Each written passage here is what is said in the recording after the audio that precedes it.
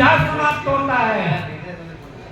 और आप प्रश्न कर सकते हैं, चाहे जितने लोग संशय में हैं, अरे दुनिया के अधिकतर लोग तो डाउटे में हैं, प्रश्न कर सकते हैं कि सत्संग किसे कहते हैं। सत्संग तो कहने के लिए संसार में सब जगह चल रहा है। भगवान के बारे में जो भी लोग कुछ कह रहे हैं, वे लोग कहते हैं कि हम सत्संग करते हैं, लेकिन सत्संग कहते किसे हैं, इसका विवेक नहीं है। जो भगवान का कथा कहता है वो अभी कहता है कि हम सत्संग कर रहे हैं, लेकिन वह सत्संग नहीं है। जो कीर्तन करता है वो अभी कहता है कि हम सत्संग कर रहे हैं, लेकिन वह सत्संग नहीं है। सत्संग का शाब्दिक अर्थ होता है सत्य जोड़ संग। सत्य का संग करना सत्संग है। कबीर साहब, दरिया साहब, पलटू दास, रैदास, नानक देव जी, पूर्व में जितने संत महात्मा हुए, सबों ने इस बात का विवेक कराया, लेकिन आम जनता को विवेक नहीं। कुछ खास लोग जो नजदीक रहे, उन लोगों को इस बात का विवेक हुआ, लेकिन आम जनता यह बात नहीं समझ पाई। इसका कारण था, इसका कारण यह था कि देश स्वतंत्र नहीं था, राजतंत्र था, और राजतंत्र में प्रजा राजा के अधीन है। राजा जिस इष्ट को, जिस धर्म को मानता है, प्रजा को बाध्य होकर के वही मानना पड़ता है। तो संत महात्मा अपनी बात कहे जरूर, लेकिन किस तरह से कहे। कबीर साहब जी कहे कि सांच कहे जग मारन दावे, आ झूठे जग पतियाए। सांच कहते हैं तो लोग झगड़ा करने के लिए, मारने के लिए तैयार है। आज झूठ को ही सांच समझता है तो कल्याण तो होगा नहीं, विवेक होगा नहीं। लेकिन कबीर साहब जी सांच कहे, लेकिन इस तरह से कहे कि झगड़ा करने वाले को समझ में नहीं आए। आज भी नहीं आता है। बहुत लोग कहते हैं कि कबीर साहब की वाणी उल्टी है। कबीर साहब की वाणी उल्टी नहीं है, कबीर साहब की वाणी सीधी है, लेकिन कोई समझाने वाला मिले तब नहीं। तो कबीर साहब के बात को समझाएगा कौन? वास्तव में इस संसार में कबीर साहब के बात को कबीर साहब समझाएंगे, ये ही समझाते हैं। अब तो अब ये समझ में आता है। और भी संत महात्मा हुए, सत्संग के बारे में बतलाए। जैसे दरिया साहब ने कहा कि स्वतः सत्य स्वतः करे पुकारा, चीन्हे सत्य उतरे पारा। और कबीर साहब जी कहे कि एक सत्य तो है नहीं, दूई कहूं तो गारी। कहे कबीर पुकारी के सत्य शब्द है पूरे चाहे। यही बात सतराम पंथ के संस्थापक सतराम बाबा कहते हैं कि दर्जा चार न जाने, नाहक बात विवाद को ठाने। चार क्लास, चार दर्जा नहीं जानता है, यानी क्लासिकल सत्संग का विवेक नहीं है, इसलिए वह संशय में है और आपस में झगड़ रहा है। एक दूसरे को कहता है कि आपका सिद्धांत छोटा है, हमारा सिद्धांत बड़ा है, हम जो कहते हैं वही सही है। तो धार्मिक क्षेत्र में झगड़ा है, वाद विवाद लगा हुआ है। वाद विवाद का कारण है क्लासिकल वार्षिक सत्संग का ज्ञान नहीं है, जानकारी नहीं है। लेकिन सतराम बाबा स्वतंत्र भारत में सतराम पंथ का प्रचार प्रसार शुरू किए, वार्षिक क्लासिकल सत्संग बतलाए और सत्य शब्द का भेद बतलाए। अरे लिखने में चाहे उच्चारण में अंतर है। 100 तो 100 तो लिखेंगे, 100 आधा तो यो सत्य, फिर 100 और 100 में हलंत सत्य, चौथा 100 तो संयुक्त सत्य। तो चारों को तो सत्य पढ़ेंगे, लेकिन वास्तव में उच्चारण में अंतर होगा। सत्य, सत्य, सत्य और सत्य। जोड़ संग, सत्संग का विच्छेद करेंगे तो सत्य जोड़ संग होगा, यानी सत्य का संग करना सत्संग है। तो अब दुनिया में जितने लोग सत्संग कर रहे हैं वो किस सत्य का संग कर रहे हैं? सत्य का संग कर रहे हैं कि सत्य का संग कर रहे हैं कि 100 और 100 में हलंत सत्य का संग कर रहे हैं कि 100 तत्व संयुक्त सत्य का संग कर रहे हैं? जितने लोग उपदेश करने वाले हैं, प्रवचन करने वाले हैं, जो कहते हैं कि हम सत्संग करते हैं, उन लोगों से पूछा जाए तो शायद ही कोई बतलाएगा।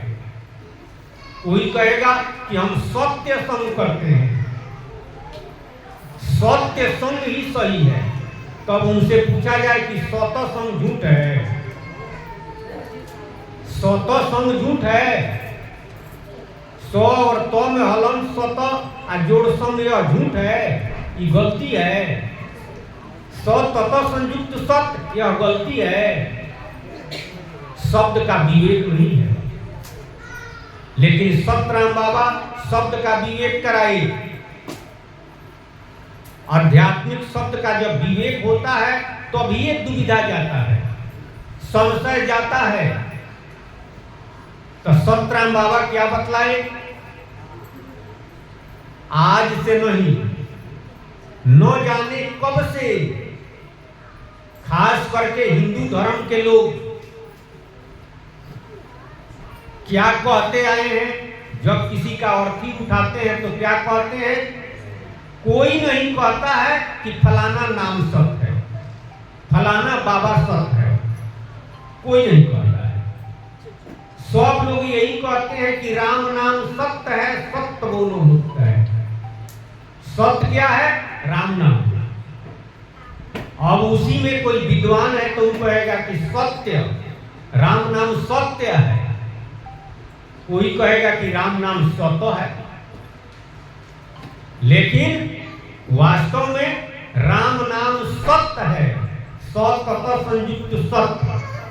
तो सत्य माने क्या होता है और सत्य माने क्या होता है? वह भी गलत नहीं है, वो सही है। लेकिन सत्य का माने क्या हुआ, सत्य का माने क्या हुआ, सत्य हलंत सत्य का माने क्या हुआ और सत्य संयुक्त सत्य का माने क्या हुआ? जब इस बात का विवेक होगा तो अब समझ में आएगा कि सत्संग किसे कहते हैं। नहीं तो कथा को ही सत्संग समझे हैं, कीर्तन को ही सत्संग समझे हैं, तो उससे भी लाभ है, लेकिन आपका दुविधा नहीं जाएगा, आपका डाउट समाप्त नहीं होगा। आपको जो करना है वो करेंगे नहीं। भगवान ने यह शरीर दिया है, इस शरीर प्राप्त करने का जो उद्देश्य है उस उद्देश्य की पूर्ति नहीं हो सकती है।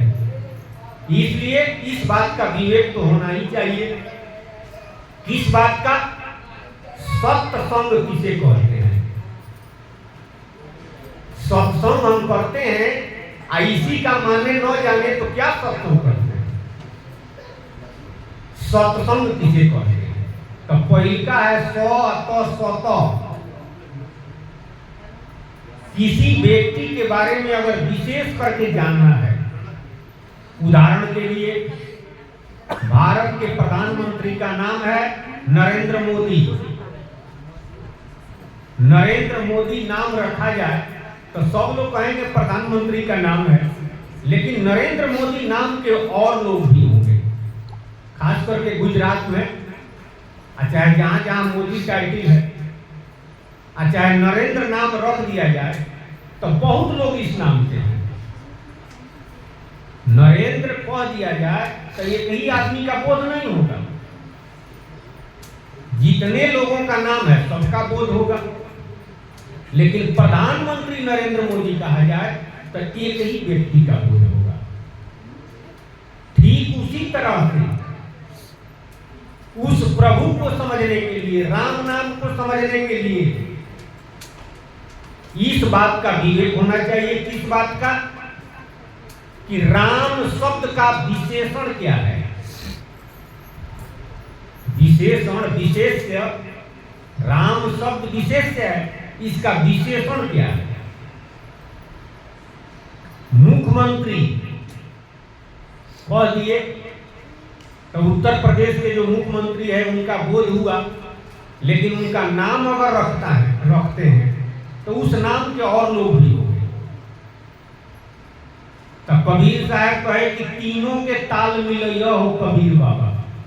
तीन बात समझेंगे तो यथार्थ समझ में आएगा। व्यक्तिवाचक, गुणवाचक और पदवाचक। नरेंद्र मोदी व्यक्तिवाचक नाम है, उनका गुणवाचक नाम मंत्री है और पदवाचक नाम प्रधान है। प्रधानमंत्री नरेंद्र मोदी जब कह दिए तो एक व्यक्ति का बोध हुआ जो इस देश का चीफ प्राइम मिनिस्टर है, प्रधानमंत्री है। उसी तरह से सौ तो विशेषण है। इंजीनियर, डॉक्टर, यह विशेषण है। फलाना व्यक्ति डॉक्टर फलाना, इंजीनियर फलाना। उसी तरह से राम शब्द का विशेषण क्या है? भगवान विष्णु का विशेषण क्या है? राम दुनिया के लोग किसको समझे हैं? जग में चारों राम है, तीन राम व्यवहार और चौथा राम सत्य है, संतों करो विचार। कबीर साहब कहे कि चार राम है, व्यवहार में तीन है और चौथा गुप्त है। वास्तव में चौथा राम ही सत्य है। भगवान विष्णु को भी राम कहा जाता है, उनका भी अवतार होता है। कोई नारायण जी को राम समझता है, उनका भी अवतार होता है। और कोई निरंजन भगवान को भी राम समझता है, उनका भी अवतार होता है। और जो लोग ज्ञानी हैं वे लोग जीवात्मा को ही राम समझते हैं। जो जीवात्मा का ही नाम राम है, जीव का ही नाम राम है।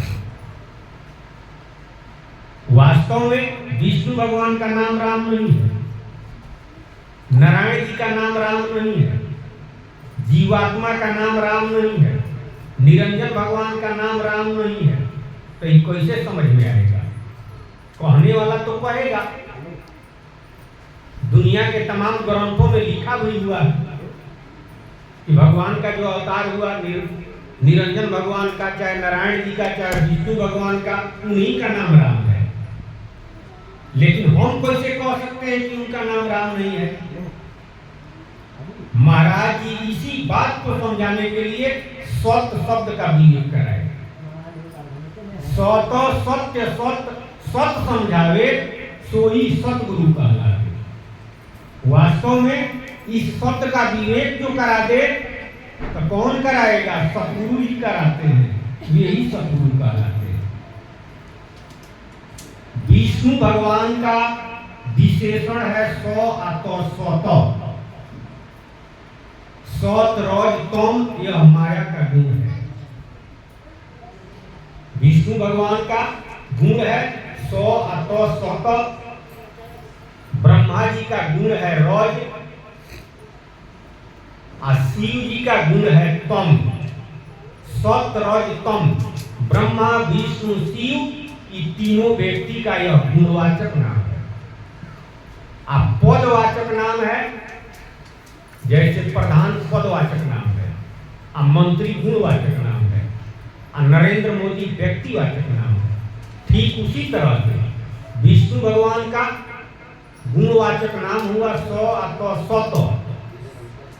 पदवाचक नाम है हरि और व्यक्तिवाचक नाम है विष्णु। इसमें कहीं राम शब्द आता है? इसमें कहीं राम शब्द नहीं। शिव जी का गुणवाचक नाम है तम, पदवाचक नाम है हर, व्यक्तिवाचक नाम है शिव। इसमें भी कहीं राम शब्द नहीं आता है। ब्रह्मा जी का गुणवाचक नाम है रज, पदवाचक नाम है विधि और व्यक्तिवाचक नाम है ब्रह्मा। इसमें भी कहीं राम शब्द नहीं आता है। इसके आगे जो लोग कहेंगे कि नारायण जी का नाम राम है, नारायण जी का विशेषण है सत्य। इसका प्रमाण है सत्य नारायण व्रती कथा। सत्यनारायण भगवान की कथा लोग नहीं कहते हैं, तो उसमें क्या लिखा जाता है? स्वतः नहीं लिखा है, वहां लिखा हुआ है सत्य नारायण, यानी नारायण जी का विशेषण है सत्य।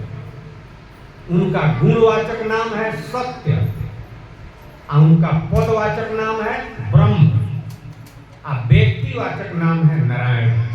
इसमें भी कोई राम शब्द नहीं है। इसके आगे जो लोग कहेंगे कि पर ब्रह्म साकेत बिहारी, निरंजन भगवान का नाम राम है, तो निरंजन भगवान का व्यक्तिवाचक नाम है ओम निरंजन और पदवाचक नाम है पर ब्रह्म और गुणवाचक नाम है सौ और तो में हलंत सत। जो लोग कहेंगे कि जीवात्मा का ही नाम राम है, तो शास्त्र प्रमाण है वेदांत में जीव का नाम सोहम बतलाया गया है। इसका गुणवाचक नाम है गुणातीत, सौ तो में हलंत सत और पदवाचक नाम जीव। इसमें भी कहीं राम नाम नहीं, इसमें भी कोई राम नाम नहीं है।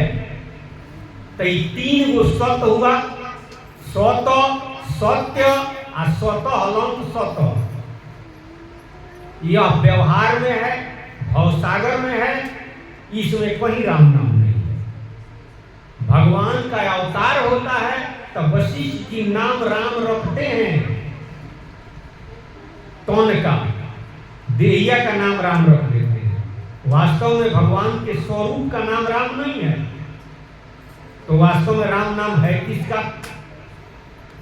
राम नाम उनका है जिनका अवतार नहीं होता है, जो इस संसार में जन्म नहीं लेते हैं, उस प्रभु का नाम राम है। साहिब सबका बाप है, बेटा काहू के नहीं। अब बेटा बनकर जो आया वो तो साहिब नहीं, वह परमात्मा सबके बाप है। वो बेटा बनकर नहीं आते हैं। उनका व्यक्तिवाचक नाम राम है, गुणवाचक नाम सतत संयुक्त सत्य, पदवाचक नाम पार ब्रह्म। इसमें राम शब्द है, इसमें राम है। सत्यराम, सत्यराम, सत्य राम नहीं, सत राम नहीं, सौ और तो में हलंत सत राम नहीं, सतत संयुक्त सत्य राम। सतगुरु के बंदो पाओ।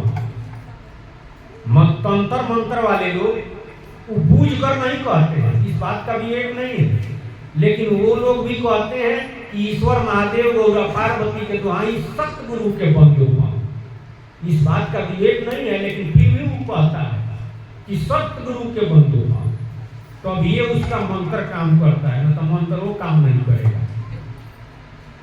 क्योंकि जितना मंत्र है वो सब गुरु के अधीन है, सतगुरु के अधीन है। उस सतगुरु के बंदो पाव को आता है तो वो मंत्र काम करता है। आई शब्दों हटा दे तो वो मंत्र काम नहीं करेगा। तो वास्तव में उस पार ब्रह्म का विशेषण है सतत संयुक्त सत्य और जोड़ संग। क्या हुआ? सत्य संग।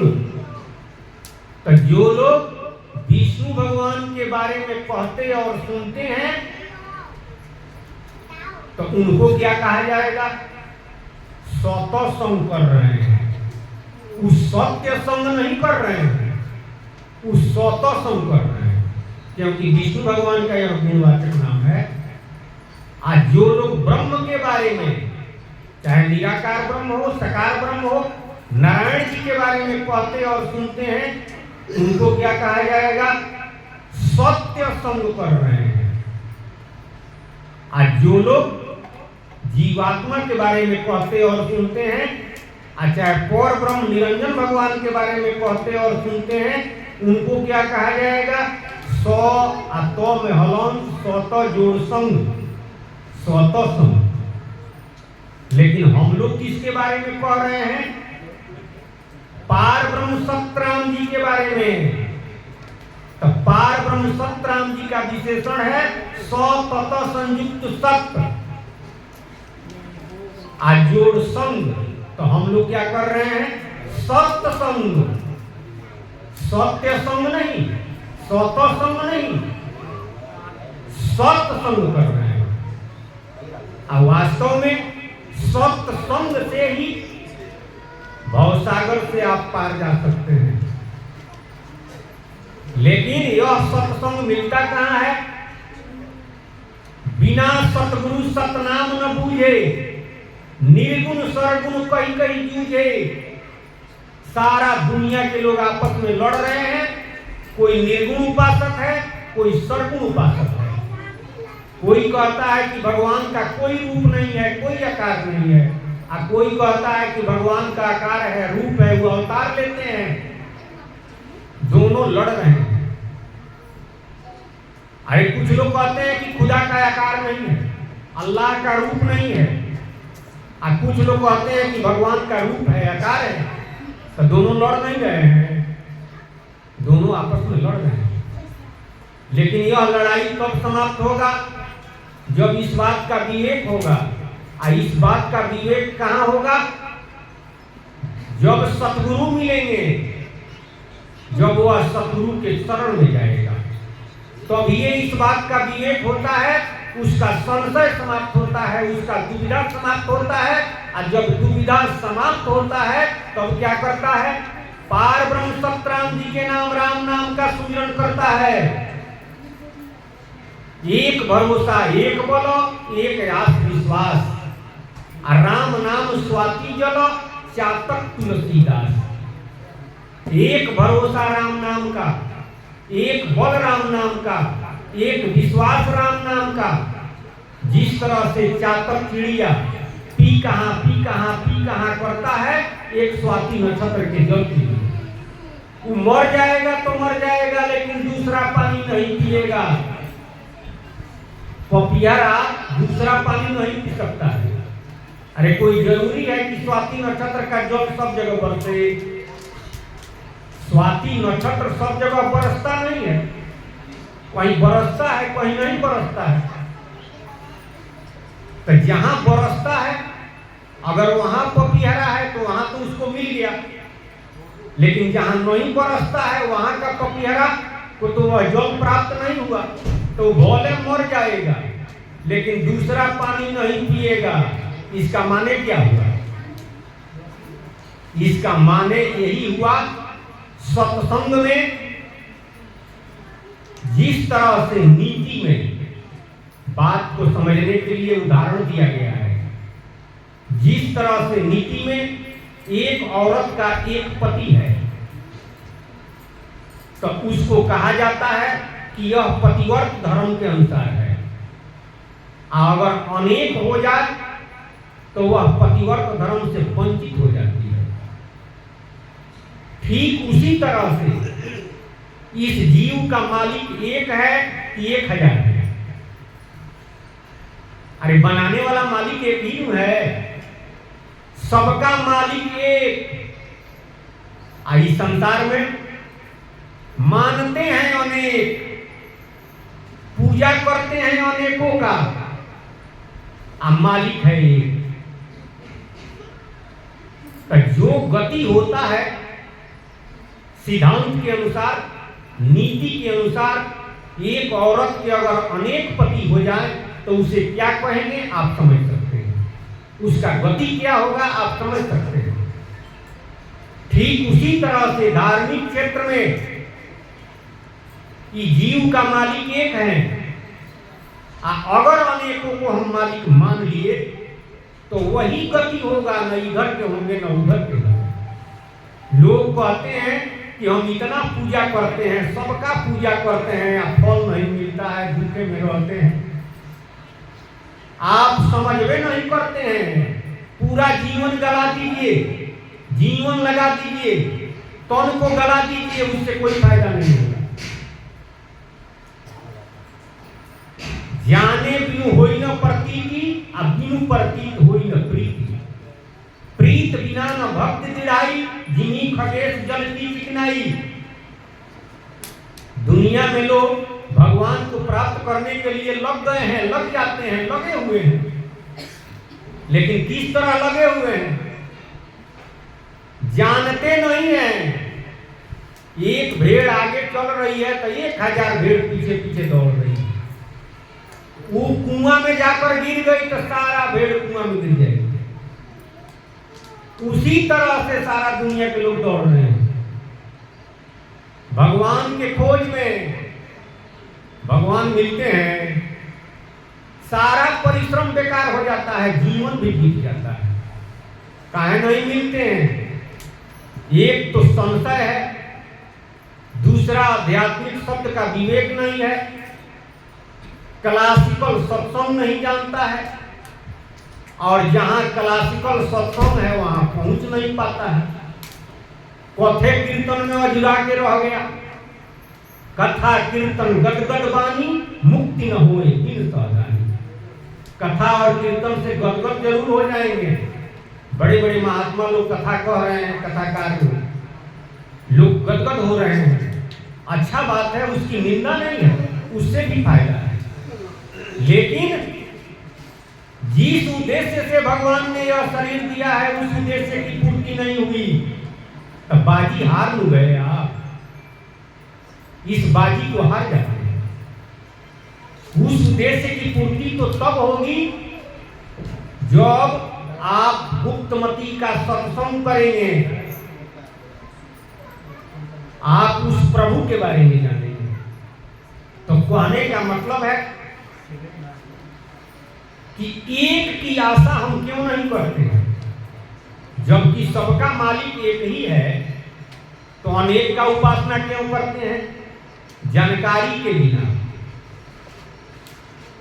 जानकारी के बिना। दूसरा बात है डर।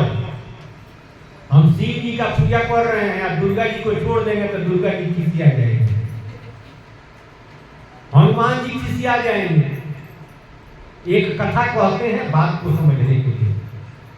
कथा उदाहरण है, एक व्यक्ति को नदी उस पार जाना था तो नदी के किनारे गया। दिया लगाई ना,